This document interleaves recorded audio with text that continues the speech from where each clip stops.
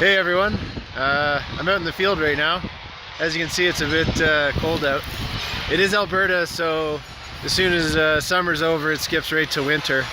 This is the Argo that we've been driving. This thing will go anywhere, pretty much. It's a bathtub on wheels. And we're cutting helipads out here for helicopters to come in and people to come test pipelines. So I'm the follower on the crew.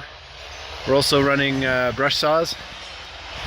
This is the brush saws that we're running. They're like 76 cc's or something, which is massive for a brush saw. Really quite a beast there. And a little extra shot of the Argo. It's like got tracks on them. They'll literally float on water. They don't really steer very well in there, but they'll actually go right through a pond. And just a little shot of the forest, what it looks like around here. We're working on this power line right away here today. There's also a pipeline running along there too.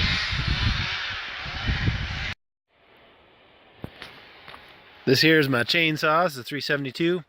It looks pretty old and beat up, but still runs really well. Just got the carb rebuilt the other day, and still a lot of life in there.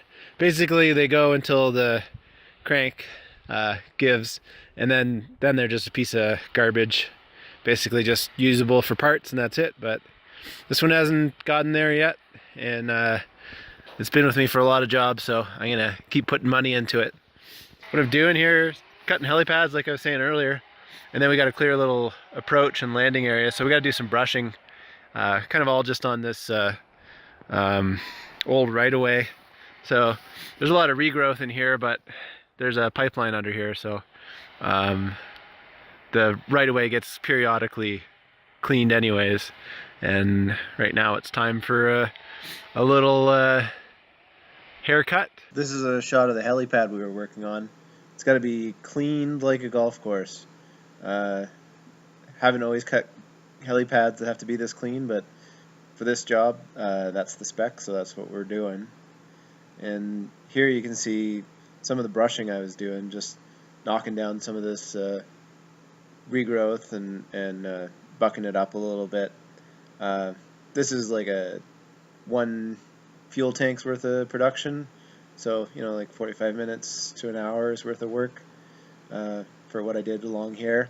It's pretty chilly out here this morning, so I was wearing some extra clothes just to come out to the field and get warmed up in the morning. But you got to start dropping layers, otherwise you'll never be able to unlock your full working potential. So you can see that's where I dropped my jacket after not working for very long. That's just right where I started. And once you drop your jacket, you're good to go. It's a lot nicer out when the sun comes out. We got some snow the last couple days, and it's made for wet gloves and lots of moisture on the clothes, but as long as the sun's out, then life's pretty good. It's pretty miserable when you're out in a day that it's overcast and snowing, and there's just, every time you fall a tree, all the snow comes down and coats you, and then it melts right onto you and you just get soaked. It can be one of those days where you kind of regret your life decisions, but for the most part, Western Canada in the wintertime gets a lot of sunshine, lots of clear skies, so for the most part it's pretty pleasant, if you stay dry. I really like what I do. I like being out in the bush and running chainsaw and just getting a good day's physical work. I feel like a workhorse. Some animals, if you don't work them enough, then they just don't behave, right? Well, same with me. If I don't get out there and burn a bunch of calories, then I start to feel all cooped up, and so it's time for me to get back to the bush and pick up a chainsaw again whenever that happens. Winter is our busy season, winter and fall.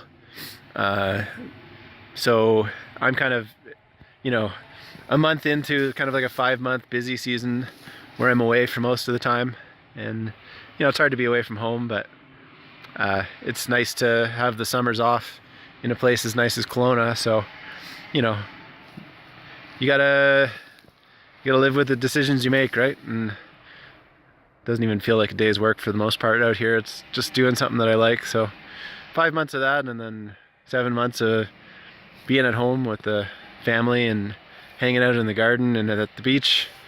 That sounds like about as good as I could hope for setting up my life.